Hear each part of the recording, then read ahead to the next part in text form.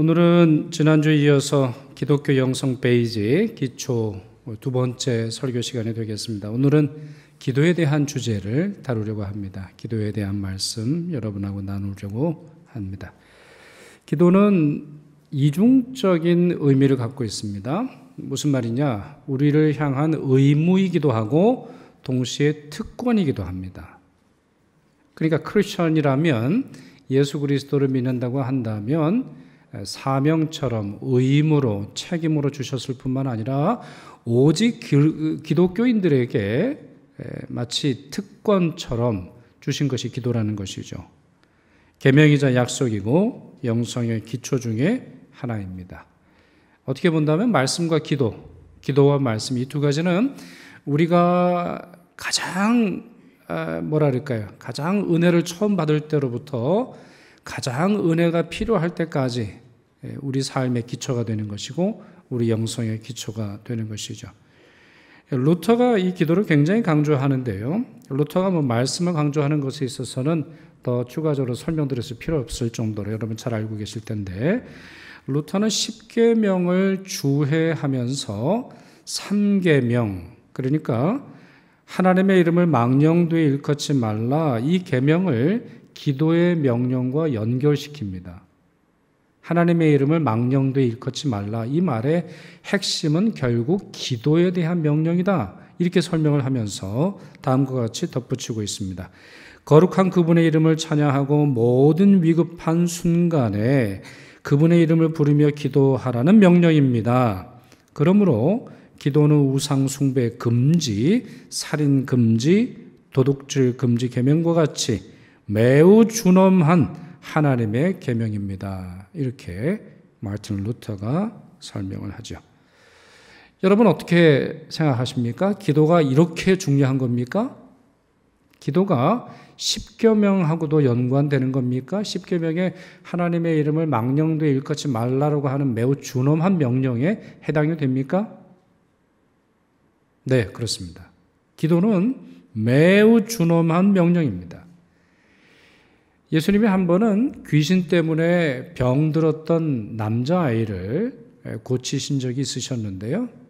이렇게 말씀하셨죠. 기도 외에 다른 것으로는 이런 종류가 나갈 수 없느니라. 기도 없이는 마귀를 결박할 수 없습니다. 기도 없이는 우리 안에 있는 병의 근원적인 문제를 해결할 수 없어요. 또 겟세마네 동산에서 잠들었던 베드로에게 다음과 같이 분부하셨죠. 주기도문의 내용에도 이런 내용이 있습니다만, 시험에 들지 않게 깨어있어 기도하라. 우리가 시험에 들지 않으려면 어떻게 해야 합니까?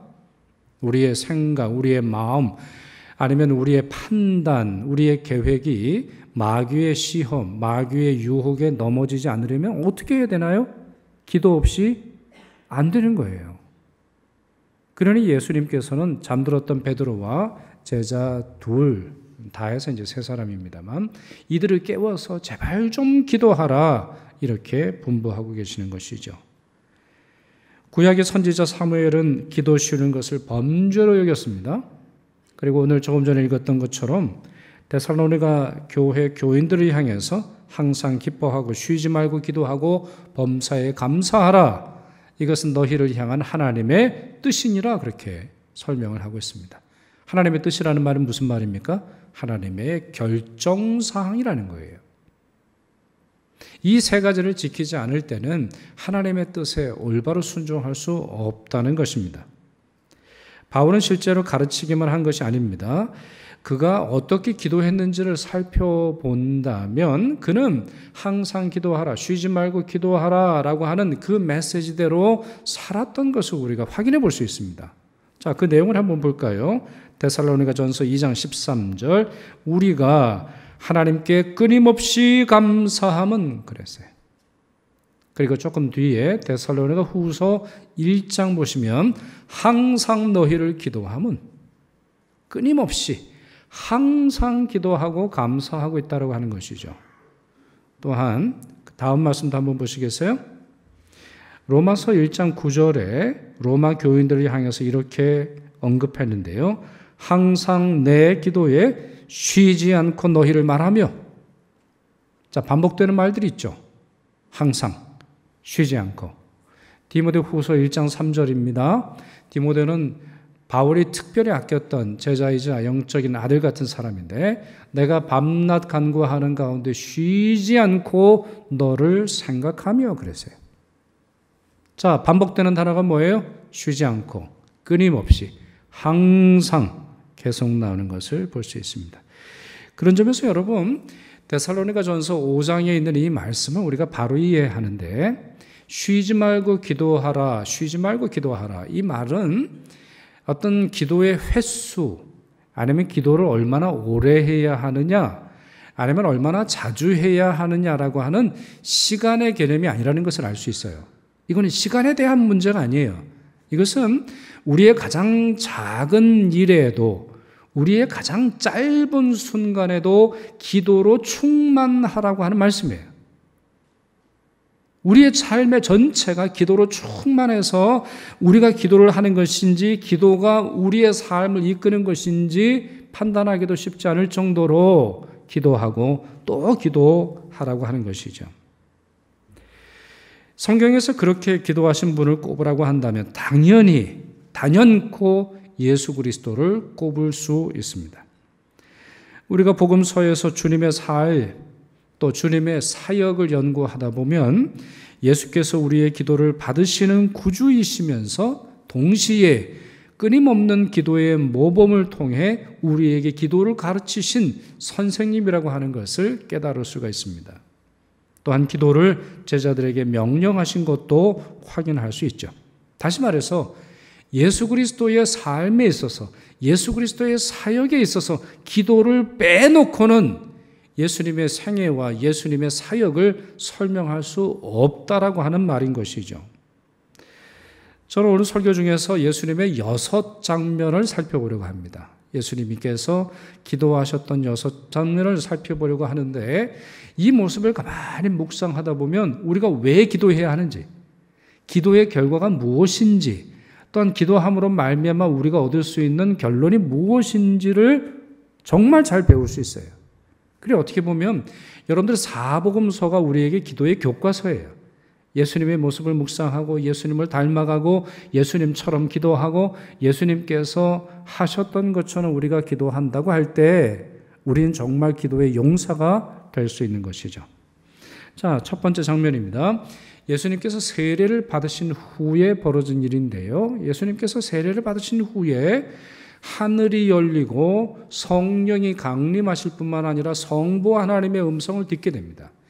이 장면이 신학적으로 굉장히 중요한 것은 삼위일체 하나님께서 한 장소에 동시에 임하신 삼위일체의 교리가 성경의 교리라고 하는 것을 증명해 주는 중요한 부분이에요.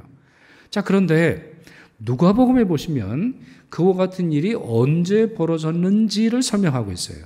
자, 말씀 한번 보시겠어요? 누가복음 3장 21절에서 22절 같이 읽습니다. 예수도 세례를 받으시고 기도하실 때에 하늘이 열리며 성령이 비둘기 같은 형체로 그의 위에 강림하시더니 하늘로부터 소리가 나기를 그랬어요. 여러분, 첫 번째 문장을 보세요. 예수도 세례를 받으시고, 수동태입니다. 그러니까 영어 표현도 그래요. I'm baptized 이렇게 말해요. 내가 나한테 세례를 주는 게 아니잖아요. 세례는 받는 겁니다. 세례를 받음으로 말미암아 이런 일이 벌어진 게 아니에요. 그분께서 기도하실 때에 세례를 받으신 그분께서 세례를 받으실 필요가 전혀 없으신. 왜요? 예수님은 죄가 없으시니까. 예수님은 세례를 통해서 씻어내야 할 죄가 없으세요. 뿐만 아니라 세례 요한도 말하잖아요. 아니, 어떻게 내가 당신에게 세례를 주겠습니까? 세례 요한도 단박에 알아요. 자기가 세례를 받아야 하는 것인데. 그러나 하나님의 뜻을 이루시기 위해서 예수님이 세례를 받으셨는데요. 이것만 가지고는 성령의 역사와 삼위일체 하나님의 역사가 일어난 것이 아니에요. 기도하실 때에. 그러니 여러분, 이것이 우리에게 얼마나 소중한 부분이 됩니까? 여러분, 하늘이 열리기를 소망하십니까? 여러분의 삶에 있어서 비록 우리는 땅의 일도 제대로 하지 못하지만, 땅의 문도 우리는 제대로 열지 못하지만 하늘의 문을 열 수 있는 특권이 우리에게 있어요. 어떻게 해요? 기도를 통해서라는 거죠. 또한 성령의 강림을 사모하십니까? 성부 하나님의 음성이 들려지기를 원하세요? 그럼 이 구절은 너무 명료하게 우리에게 가르치는 거예요. 기도하라는 거예요. 딴 거 할 생각하지 말고 기도할 때 하늘이 열릴 것이며 열린 하늘 가운데 성령이 강림하실 것이고 또한 성령과 함께 성부 하나님의 음성이 우리의 삶이 환하게 비추어 준다는 것이죠. 자, 두 번째 장면을 보세요. 2일 후에 예수님은 40일 동안 광야에 머무세요. 40일 동안. 왜 머무세요? 왜 머무세요? 금식하시면서 40일간 지내셨는데 전적으로 성부 하나님과 교제하려고 하셨던 것으로 보여요. 예수님에게 무슨 특별한 지식이 필요했던 것도 아닐 테고 예수님이 그 시간에 공부를 하셔야 됐던 것이 아니라 이제 앞으로 3년간의 공적인 사역이 시작됩니다. 3년의 사역이 시작이 돼요. 이제는 예수님께서 개인적으로 숨어 계신다거나 아니면 개인적으로 갈릴리 어느 한 곳에 몫으로서만 계시는 것이 아니라 예수 그리스도의 사역을 통해 하나님 나라를 이루시기 위해 본격적으로 사역하세요. 그러니 3년을 사역하셔야 하는데 그 중에 40일을 준비하셨다는 말이에요. 그러니까 단순히 계산을 해보면 3년 사역하는데 40일은 기도해야 돼요. 이게 사실은 목회자에 있어서나 아니면 재직들에게 있어서나 아니면 선교사에게 있어서 사실 지켜져야 되는 원리예요. 3년을 사역을 했으면 40일은 기도를 하셔야 되는 거예요. 그게 목회자도 마찬가지고 재직들도 마찬가지예요. 자, 그런데 이 사실에서 우리가 확인할 수 있는 것이 있죠. 예수님도 어떠한 중요한 사역을 준비하실 때 기도하셨어요. 예수님도. 그러니 우리가 교회의 일, 종교적인 일, 우리에게 맡겨주신 어떤 특별한 영적인 사역을 이상으로 여러분들이 사업을 준비하려고 하실 때, 여러분이 자녀를 낳기 전에 어떤 기도함으로 준비하고자 하실 때, 아니면 여러분들의 마음속에 소망하는 것이 점차 이루어지는 것을 보기를 원하실 때, 여러분 뭐 하셔야 되는 거예요? 기도하셔야 되는 거예요. 기도로 준비하셔야 돼요. 기도로 쌓아두어야 돼요. 기도의 기초를 쌓아야 돼요. 그래야 그 위에 하나님이 주시는 공적인 사역과 공적인 축복이 단단히 서 있는 거예요. 자, 세 번째 모습 보세요. 마가복음 1장입니다. 마가복음 1장 35절 같이 읽습니다. 새벽 아직도 밝기 전에 예수께서 일어나 나가 한적한 곳으로 가서 거기서 기도하시더니 그러세요. 새벽 아직도 밝기 전에. 자, 시간이 뭐죠, 여러분? 새벽 아직도 밝기 전에. 새벽 기도회 시간에. 이렇게 보시면 되는 거예요. 복잡하게 보실 필요 없어요. 그런데 하나 좀 볼 것은 이것이 그 앞에 나오는 내용들과 연결되어 있다는 거예요. 자, 새벽 시간이니까 밤 시간이 있겠죠? 그리고 그 전날 아침 시간이 있겠죠?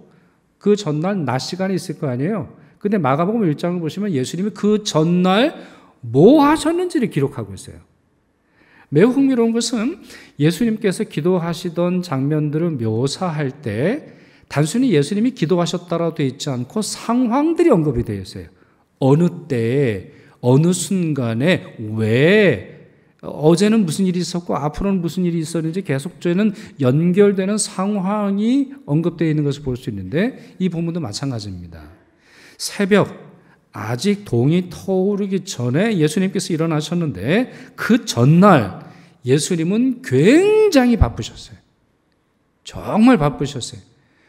회당에 가서 설교를 하셨고요. 그리고 회당에 귀신을 쫓아내십니다. 그리고 회당에서 나오신 후에 시몬의 장모의 집에 가셔서 시몬의 장모의 병을 고쳐주시죠. 그리고는 저녁 시간에 모든 병자와 귀신 들린 자들을 고쳐주십니다. 모든 자들이라고 그랬어요. 얼마나 많이 왔는지 몰라요. 얼마나 많이. 그리고 대부분은 자기가 연약함이 있죠. 자기가 이제 한숨이 있단 말이에요. 고통이 있단 말이에요. 그러니 예수님이 기계적으로 고쳐주지 않으시고 한 사람 한 사람 안수하고 눈물로 기도하시며 그 병들을 고쳐주셨던 데인데 그 밤에 예수님은 탈진이 되셨을 거예요. 먹는 걸 제대로 드셨겠어요? 아니면 예수님의 숙소가 고급 호텔에 묵으시면서 예수님의 사역을 하셨겠어요? 아니에요. 예수님의 육체는 탈진 상태에 있으셨을 거예요. 그런데 바로 그 다음날 새벽 아직도 밝기 전에 예수께서는 일어나서 한적한 곳으로 가셔서 거기서 기도하셨어요. 왜일까요? 예수님의 새로운 하루는 예수님의 육체를 새롭게 하고 예수님의 마음을 새롭게 하고 새로운 용기와 새로운 뜻을 품게 하는데 그 방법은 기도였기 때문이죠. 여러분, 우리 전자제품에 보면 리셋하는 게 있어요. 리셋이 뭐냐? 리셋. 세팅하는 걸 다시 한다라고 하는 말인데 이걸 누르면 이제 공장에서 처음 만들어졌을 때의 상태로 되돌립니다. 여러분, 어제의 슬픔이 사라지고 오늘 하루를 어떻게 시작할 수 있나요? 어제의 고민과 어제의 고통이 사라지고 오늘 새롭게 시작할 수 있는 하루의 기회를 어떻게 얻을 수 있나요? 주님은 우리에게 알려주세요. 기도를 통해서 하라는 거예요. 만약에 어제의 고통을 그대로 안고 살아간다고 할 때는 계속 반복되는 삶의 연속 속에 우리는 마치 늪에 빠져 있는 것처럼 허우적거리기만 할 뿐이에요. 기도는 하루를 리셋합니다. 기도는 아침을 리셋합니다. 기도는 우리의 문제를 다시 리셋함으로 말미암아 하나님의 놀라우신 은혜와 축복을 경험하도록 합니다. 그렇기에 주님께도 기도가 필요했던 것이죠. 바쁘시기 때문에 더욱 기도하신 것으로 보입니다.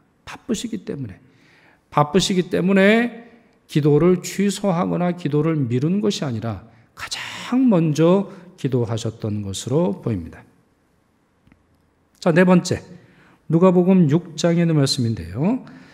12절, 13절 보시면 이와 같은 말씀이 있습니다. 자, 역시 첫 단어는 이때의 상황, 시간, 그리고 그때의 정황이 언급되어 있습니다. 실제로 복음서에서 여러분 절대로 놓치지 말으셔야 되는 것이 이 시간에 대한 내용이에요. 시간과 장소, 언제, 어디서, 누구에게, 이 세 가지를 놓치면 그 말씀이 잘 안 풀립니다. 여러분 묵상하실 때 이 시간에 대한 개념을 하셔야 돼요. 이때에 무슨 말이에요? 연속되는 일이라는 거예요. 이때에 어느 상황에서 아니면 어떤 예수님의 사역과 관련해서 중대한 변화가 있었던 것이죠. 자, 이때에 예수께서 기도하시러 산으로 가사 밤이 새도록 하나님께 기도하시고 밝음에 그 제자들을 부르사 그 중에서 12를 택하여 사도라 칭하셨으니 그랬습니다. 자, 이때에 조금 더 설명을 드릴게요. 이제 이때라고는 성경에 시간 개념이 중요하다라고 하는 말씀만 이제 드렸었는데, 자, 이때는 어떠한 상황이 있었냐면요. 이 앞에는 예수님의 개인적인 사역이었어요. 그러니까 홀로 사역하시는 거죠. 그래서 이전에는 예수님께서 홀로 사역하셨고 몇 명의 제자들이 쫓아와서 예수님 만나고 싶어요? 그러냐? 와 보라 라고 말씀하시면 예수님과 함께 활동하시도록 하시는데 바로 이때로부터 12사도가 등장함으로 말미암아 예수 그리스도께서 하셨던 일을 같이 합니다. 세례를 줘요. 하나님 나라를 전파합니다. 귀신을 쫓아냅니다. 그리고 이들로 말미암아 예수 그리스도의 십자가와 부활의 증인이 되도록 하세요. 어떻게 보면 우리말 중에 이런 말이 있잖아요. 우리는 작은 예수다. 이런 말을 하고 있는데 이들이 바로 서야 예수 그리스도의 모든 말씀과 사역들이 계승되고 온 세상으로 펴지는 거예요. 그래 12명은 예수 그리스도의 DNA예요. 12명이 예수님의 말씀을 기억해내야 돼요. 12명이 예수 그리스도처럼 살아야 되는 거예요. 앞으로 이들로 말미암아 교회가 세워지는 거고 이들로 말미암아 교회가 교회답도록 하나님께서 원하시는 교회가 되도록 하는 거예요.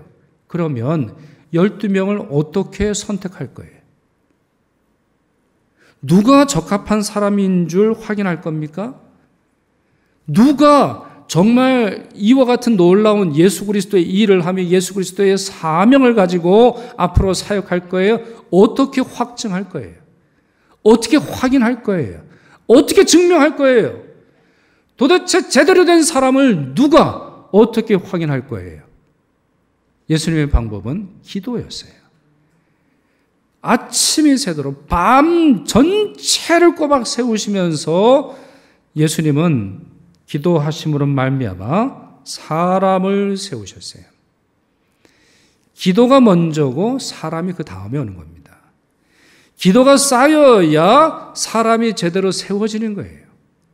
여러분, 교회에서 일꾼을 세우는 것은 투표를 통해서 세웁니다만 투표보다 더 중요한 것은 기도의 토대예요. 기도가 있을 때는 정말 저같이 이렇게 어리버리한 사람을 통해서도 하나님께서 역사하시는 것이지만 기도가 쌓이지 않았을 때는 아무리 세상적으로 탁월하다 할지라도 하나님께서 역사하시는 법이 아니에요. 모세가 그 손에 들려준 지팡이를 보세요. 어느 나무예요? 아니면 누가 깎았어요? 아니면 어디에서 찾은 겁니까? 아무것도 언급하지 않아요. 모세의 손에 들려있는 지팡이가 역사하는 것이죠.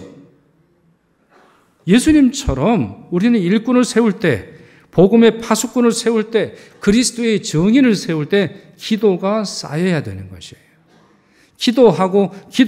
기도함으로 말미암아 우리는 일꾼을 세울 수 있는 것이고 바로 나 자신도 마찬가지예요. 내가 그리스도의 일꾼이라고 한다면 나 역시도 기도함으로 말미암아 나의 사명을 확인하고 내 사명을 이룰 수 있는 힘을 하나님께로부터 얻게 되는 것입니다. 다섯 번째, 누가복음 9장 18절 말씀인데요. 예수께서 따로 기도하실 때에 제자들이 주와 함께 있더니 물어 이르시되 무리가 나를 누구라 하느냐 물으셨어요. 그리고 그 다음 내용은 여러분 혹시 아세요? 자, 무리가, 사람들이, 매스컴이 나를 누구라 하느냐 물으셨고 그 다음 예수님 질문이 뭐죠? 너희는 나를 누구라 하느냐 물으셨고, 누가복음에는 그것이 이제 거의 흔적만 있습니다만 마태복음에는 베드로가 탁월하게 대답을 하죠. 주는 그리스도시요 살아계신 하나님의 아들이십니다. 매우 중요한 구절입니다. 자, 앞에 나오는 내용을 잠깐 복습하고 이 본문으로 오려고 하는데, 자, 예수님께서 12제자를 세우심으로 말미암아 사역이 변화됐어요. 그전에는 개인적 사역이었는데 이제 12제자를 훈련시키고 그들을 파송하시는 사역으로 전환이 돼요. 물론 개인적인 사역을 아예 안 하신 건 아닙니다만 전환기의 기도가 있었어요. 이때도 마찬가지입니다. 이제 예수 그리스도는 자신을 계시하세요. 자신이 누구이신지 알려주세요. 자신이 My Lord, 주님이라고 하는 사실을 알려주세요. 자, 이건 이제 신학적으로 뭐라고 말하냐면 예수 그리스도의 자기 계시라고 해요. 예수님이 가지신 영광, 그전에는 몰랐어요. 예수님을 랍비 정도로 알았고 예수님을 병 고쳐주는 사람 정도로 알았는데 아니에요. 예수는 구세주세요. 예수는 세상의 통치자이세요. 그 누구와 견줄 수 없는 거룩한 영광과 신성을 가지신 분이라고 하는 사실이 이때로부터 본격적으로 드러나요. 또 하나, 예수 그리스도의 십자가가 바로 이때로부터 설명이 되죠. 그래서 예수님께서 이 신앙 고백을 잘했던 베드로가 참 이 신앙 고백을 잘했기 때문에 칭찬하셨지만 예수님의 십자가를 막으려고 하는 순간 마귀라고 말씀하시는 것을 볼 수 있어요. 왜요? 예수님의 자기 계시, 예수님의 자신을 설명하는 것을 받아들이지 않고는 마귀와 하나도 다른 바가 없기 때문인 것이죠. 바로 이때로부터 예수님은 본인이 주가 되시고 구세주가 되시며 십자가와 부활을 통해서 모든 사람들을 구원하신다는 사실을 설명해내고 계세요. 얼마나 중요한 때예요. 얼마나 중요한 때예요. 이와 같은 계시는 모든 사람들에게 주어진 거 아닙니다. 다시 본문 말씀을 보세요. 예수께서 따로 기도하실 때에 그랬어요. 자, 뭐가 강조돼요? 따로 기도하셨어요. 그 앞의 기도는 대중들이 들었던 기도지만 이건 제자들만 듣는 기도예요. 따로 기도하실 때에 제자들이 주와 함께 있더니 물어 이르시되 이와 같이 설명하고 있습니다. 기도를 통해서 우리는 예수 그리스도의 신비를 경험하게 됩니다. 또 하나 말씀 볼까요? 누가복음 9장에 있는 말씀인데, 자, 같은 장 28절, 29절 말씀 같이 읽습니다. 이 말씀을 하신 후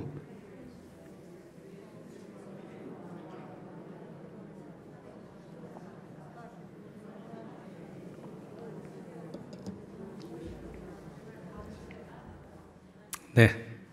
자, 이 말씀을 하신 후 역시 연속되죠? 배경이 있는 거예요. 예수 그리스도의 자기 계시 이후 며칠 지났죠? 8일. 왜 8일이래요? 이제 묵상은 이렇게 하시는 거예요. 왜 8일이지? 왜 이틀이 아니지? 왜 6일이 아니지? 왜 7일이 아니지? 왜 8일이지? 물으시는 것에서 이제 묵상이 시작되는 거예요. 저는 이렇게 생각하는데 8이라고 하는 것은 아주 중요한 이 상징적인 숫자입니다. 특별히 이스라엘 사람들에게 있어서는 할례를 받아야 하는데 남자아이가 태어나면 태어난 후 며칠 되는 날 할례를 받죠? 맞아요. 8일이에요. 그래, 이 8이라고 하는 건 중국 사람만 좋아하는 게 아니라 유대인도 매우 중요하게 생각을 합니다. 즉 태어났으나 아직 하나님의 언약, 하나님의 백성이라고 하는 사실이 내게 주어지지 않았는데 바로 그 주어지는 기간을 8일로 봐요. 그래서 이제 8일이 되는 거예요. 정확하게는 알 수 없지만 여하튼 이와 같이 이제 여러분들이 묵상하시면서 단어 하나하나도 놓치지 마세요. 왜 8일일까? 몰라도 괜찮아요. 뭐 성경에 없는 것까지 막 우리가 일부러 찾을 수 없지만 단어 하나하나의 맛을 이렇게 여러분 하셔야 돼요. 자, 그게 이제 중요한 것은 아니고. 자, 이 말씀을 하신 후 다시 말씀드리면 예수님께서 자신을 계시하기 시작하신 후 8일이 되던 때에 베드로와 요한과 야고보를 따로 데리고 기도하러 가셨어요. 그렇죠. 그러니까 그 앞에 있는 내용은 12명과 따로 기도하셨을 때 너희는 나를 누구라 하느냐 신앙 고백을 확인하셨고 그 다음 8일 지나서는 3명만 따로 추리셨어요. 3명만. 그러니까 나머지 9명은 이 장면에 초대받지 못했어요. 그럴 정도로 신비한 일이 벌어지는데 자, 어떤 일이 벌어졌습니까? 기도하시러 산에 올라가셨더니 기도하실 때 자, 강조되죠? 기도하시러 산에 올라가사 기도하실 때에 자, 무슨 말인지 이해되시죠? 자, 앞에 있는 문장은 뭐예요? 산에 올라가시기 전에 예수님의 목적을 의미하는 바고 기도하실 때에는 그 뒤에 나오는 문장이 어느 때에 나타나느냐를 시점을 의미하는 거예요. 그러니까 기도라고 하는 단어가 두 단어로 되므로 말미암아 목적과 시점을 확실하게 얘기해 주는 거죠. 예를 들어서 어떤 경기가 벌어지는데 골을 넣는 장면이 있을 거 아니에요. 그래서 기도하실 때 이거는 우리가 놓치지 않도록 환하게 비춰주는 거예요. 스포트라이트로 환하게 비춰주는데 바로 그것이 무엇이에요? 용모가 변화되고 그 옷이 휘어져 밝게 되었다는 거예요. 아니 이런 일이 어떻게 일어날 수 있습니까? 사람의 몸이 어떻게 하얗게 광채가 납니까? 그의 얼굴이 어떻게 광채가 납니까? 어떻게 하나님의 그 광채가 그 몸에서 드러납니까? 그 이유는 어디 있어요? 그분이 하나님이시니까. 성부 하나님은 아니시고, 네, 성부 하나님이시라 그러면 안 되고, 그건 이단이 하는 말이고, 성부 하나님이 제1위격이 되신다면, 그분이 바로 제2위격이 되시는 하나님의 신성 가지신 분이니까, 이런 모습이 나타나는 거 아니겠어요? 어느 때 이와 같은 일이 드러납니까? 어느 때 그리스도의 가장 큰 영광, 지상에서 가장 영광을 받으시던 장면이 드러났어요? 기도하실 때라는 거예요. 여러분 그리스도의 영광을 보기를 원하십니까? 그렇다면 기도하셔야 되는 거예요. 기도를 통해서 그리스도는 자신의 영광을 우리에게 비춰주시는 법이에요. 계속 말씀드립니다만 누가복음 9장은 이와 같은 영광이 대중들에게 주어진 것이 아님을 설명하고 있어요. 대중들은 몰라요. 어설프게 믿는 사람 몰라요. 그 영광에 참여하기가 어려워요. 그 신앙적인 지식에 있어서나 수준에 있어서나 기도의 내용이 쌓이지 않고는 주님이 보여주시는 법이 아니에요. 자, 이와 같이 그리스도의 계시, 그리스도의 가장 놀라운 신학은 기도와 함께 나타나는 법이에요. 마지막으로 6번째, 예수님은 십자가를 지시기 전에 제자들을 위해서 기도하셨죠. 겟세마네 동산에서 땀이 아닌 피가 흐를 정도로 기도하셨어요. 그뿐만 아니라 십자가 위에서 돌아가실 때에도 기도하셨어요. 예수 그리스도의 십자가는 기도하심으로 짊어지셨어요. 이와 같은 과정에서 기도가 매우 중요했는데 예수님은 어떻게 의심과 욕망을 극복하셨습니까? 예수님은 어떠한 방법으로 하나님의 뜻을 받아들이시며 자신의 욕망과 자신의 뜻을 포기할 수 있었습니까? 그냥 눈 하나 찔끔 감고 아니면 이 항목 물고 내가 이렇게 한번 해보겠습니다라고 하는 자기 의지에서 나왔습니까? 아닙니다. 기도하심으로 나왔습니다. 기도라고 하는 것은 내 안에 없다는 말입니다. 모든 기도는 내 안에 그것이 없기 때문에 드리는 거예요. 병 고침에 대한 기도, 내가 건강하지 못하기 때문에 드리는 거죠. 힘을 달라고 하는 기도, 내가 힘이 없다라는 겁니다. 내가 무엇이 되어야 합니까? 내가 그것이 될 수 있는 자격이 없기 때문에 기도를 드리는 거예요. 기도는 나의 nothing, 내가 아무것도 아니라고 하는 사실, 내가 아무것도 소유하지 못했다고 하는 사실, 나는 무능하다라고 하는 사실을 보여주는 거예요. 다시 강조합니다만 예수님은 그러실 필요가 없어요. 예수님은 거룩한 분이시고 전능하신 분이세요. 그분은 성육신 하셨다 할지라도 신성이 사라진 것이 아니기에 얼마든지 자신의 힘으로 십자가를 감당하시고 십자가 없이도 우리를 구원하실 수 있으셨어요. 그럼에도 불구하고 그분은 십자가를 지심으로 말미암아 전적으로 낮아지셨고 성부 하나님을 영화롭게 할 수 있었습니다. 우리는 어떻게 하나님을 영화롭게 할 수 있습니까? 찬양합니다. 아니면 봉사합니다. 예배합니다. 아니면 우리 힘을 다해서 뭔가를 해봅니다. 그러나 만약에 그 가운데 기도가 없을 때 우리가 하는 모든 일은 nothing, 아무것도 아니게 되는 것이죠.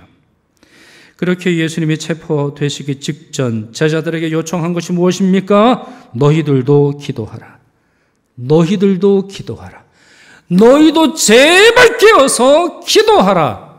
이렇게 말씀하셨던 것이죠. 자, 이외에도 예수님의 기도의 장면은 너무나 많습니다.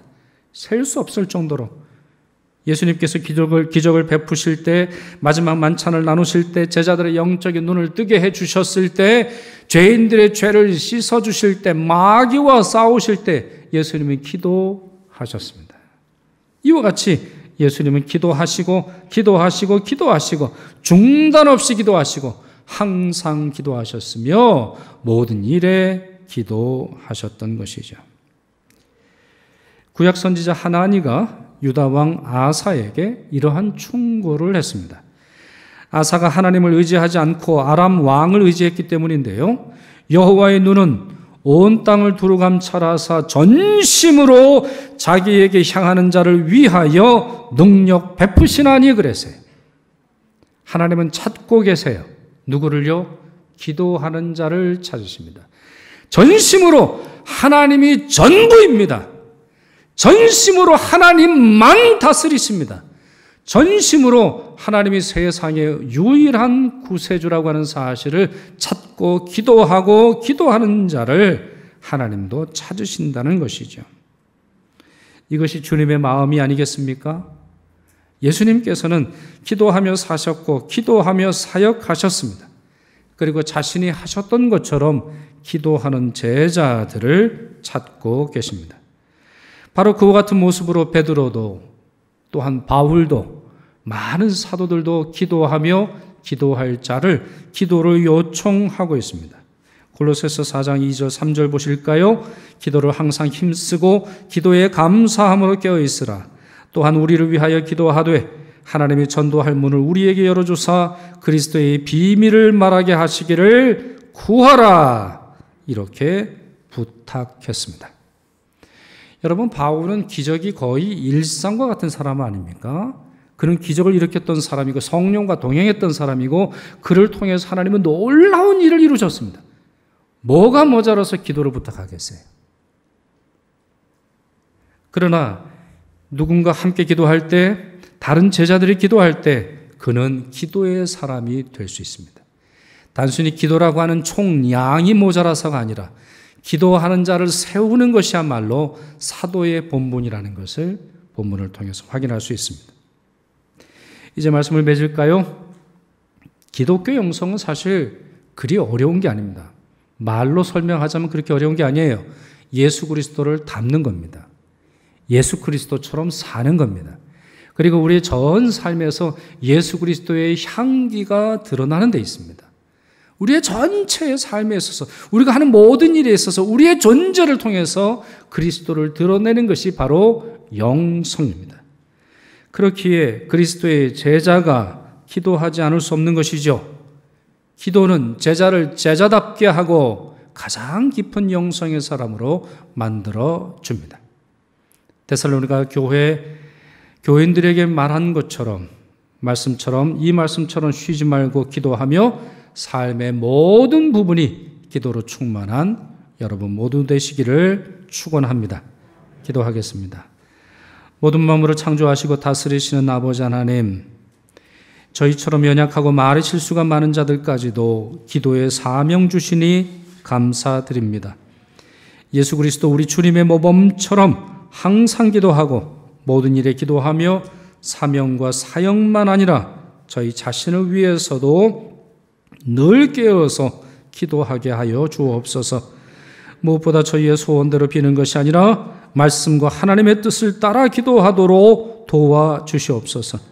또한 저희 교회의 영적인 지도자들이 말씀과 기도의 사람으로 살게 하셔서 본인들에게나 교회에나 복과 은혜가 충만하도록 이끌어 주옵소서. 우리의 유일한 중보자가 되시는 예수 그리스도의 이름으로 기도드리옵나이다. 아멘.